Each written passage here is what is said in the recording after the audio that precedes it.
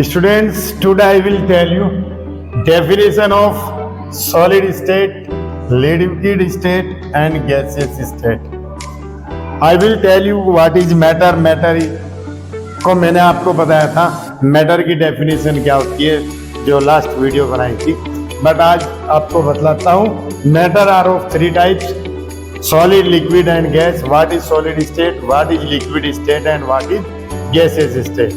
So in only one word, are you know what is intermolecular force of attraction?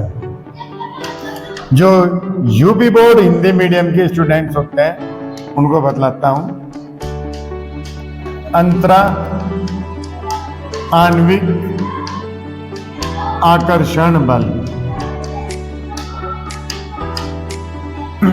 अंतरा आणविक आकर्षण बल, intermolecular force of attraction.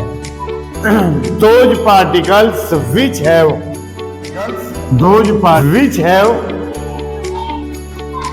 strongest intermolecular force of attraction is known as solid state.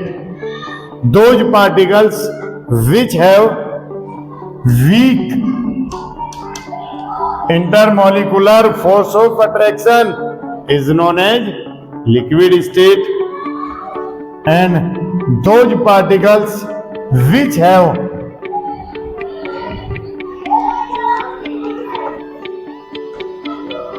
less weak intermolecular force of attraction is known as gaseous state.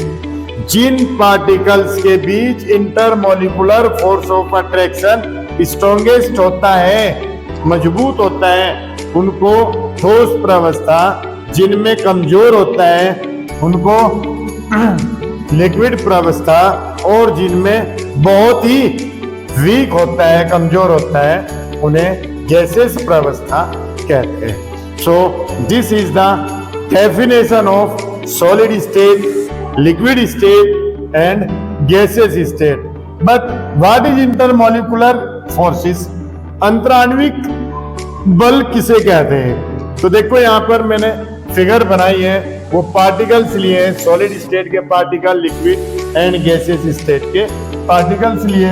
तो ये जो particles हैं, इन particles के बीच, जैसे एक पार्टिकल है, इस पार्टिकल 2, 3 पार्टिकल 4, इनके बीच अट्रैक्शन होता है, इस टाइप से अट्रैक्शन होता है, यानी कि बल लगता है। जो बल इनको फोर्स लगता है, जो फोर्स इनको शेप देता है, आकार देता है, एक जैसी शेप देता है, उसको इंटरमोलिकुलर फोर्स ऑफ अट्रैक्शन कहते हैं। सॉलिड के पार्टिकल्स पास पास होते हैं, इसलिए वे स्ट्रॉन्गेस्ट होते हैं। लिक्विड के पार्टिकल्स के बीच इंटरमोलिकुलर फोर्स ऑफ अट्रैक्शन कुछ कम होता है, क्योंकि इसके पार्टिकल थोड़े दूर होते हैं, गैसेस के पार्टिकल्स बहुत दूर दूर होते हैं। तो हमने डेफिनेशन में यही बताया, those particles in which have strongest intermolecular force of attraction is known as solid state, which have weak intermolecular force of attraction, liquid state, which have less weak intermolecular force of attraction is known as gaseous state. Thank all of you.